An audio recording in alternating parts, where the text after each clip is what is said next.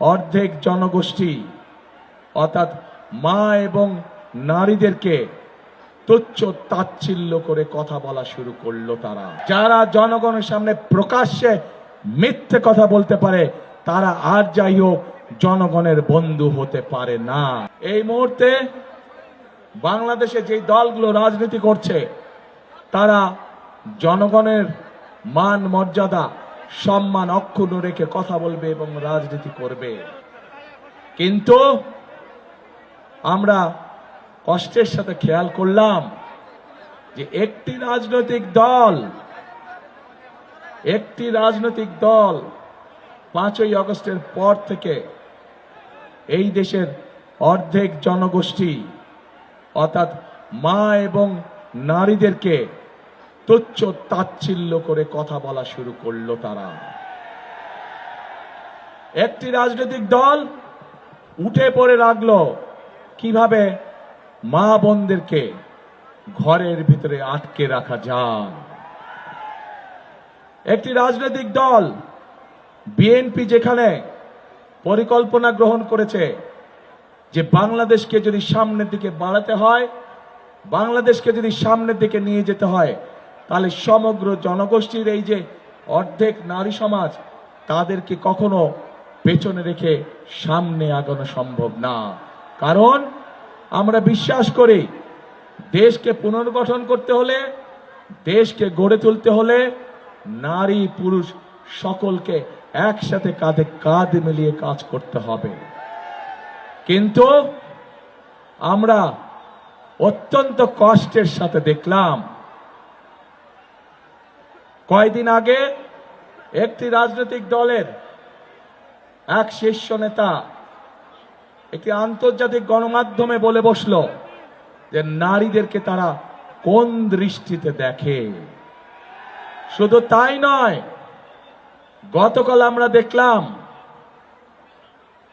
প্রিয় ভাই বোনেরা, গতকাল আমরা দেখলাম সেই নেতা, সেই রাজনৈতিক দলের নেতা বাংলাদেশের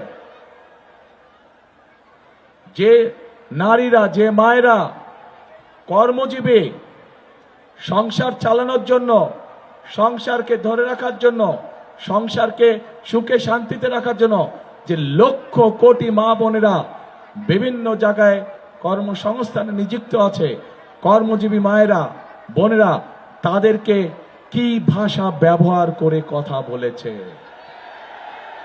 প্রিয় ভাই বোনেরা, আমাদের প্রিয়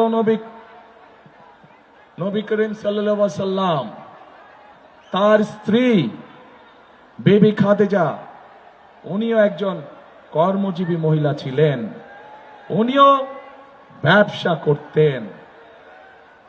প্রিয় ভাই বোনেরা, বদরের যুদ্ধের কাহিনী নিশ্চয়ই আপনাদের কম বেশি জানা আছে। সেই বদরের যুদ্ধে মুসলমানদের যে বাহিনী ছিল, তাদের লোক লস্কর, যত রকম সরঞ্জাম ছিল যুদ্ধের, খাবার দাবার সকল কিছুর আয়োজন করেছিল হযরত আয়েশা তার অবস্থান থেকে। শুধু তাই নয়, বদরের যুদ্ধে যে সকল মুসলমান সৈনিকরা আহত হয়েছিল তাদের চিকিৎসা সেবার ব্যবস্থাও হযরত আয়েশার মাধ্যমেই করা হয়েছিল। সেদিন যে নার্সিং সিস্টেম আমরা এখন দেখি, সেই নার্সিং সিস্টেম সেই সময় হযরত আয়েশার নেতৃত্বে হয়েছিল। প্রিয় ভাই বোনেরা, আমরা গতকাল দেখেছি এই রাজনৈতিক দলটির এই নেতাটি বাংলাদেশের প্রত্যেকটি কর্মজীবী নারী, কর্মজীবী মা, কর্মজীবী মেয়ে সম্পর্কে অত্যন্ত আপত্তিকর একটি কথা বলেছে। প্রিয় ভাই বোনেরা, যারা নিজেদের দেশের মানুষকে এইভাবে আপত্তিকর বিশ্লেষণ করে, তাদের কাছ থেকে কি বাংলাদেশের জনগণ ভালো কিছু আশা করতে পারে? তাদের কাছ থেকে ভালো কিছু আশা করা সম্ভব নয়।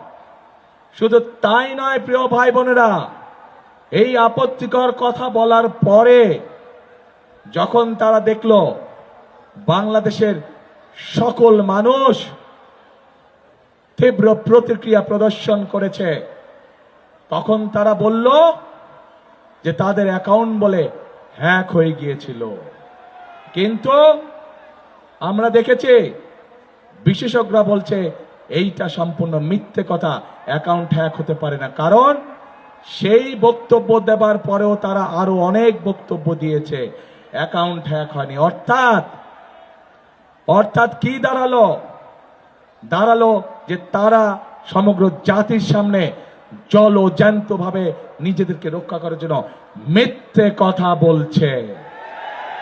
যারা জনগণের সামনে প্রকাশ্যে মিথ্যে কথা বলতে পারে তারা আর যাই হোক জনগণের বন্ধু হতে পারে না।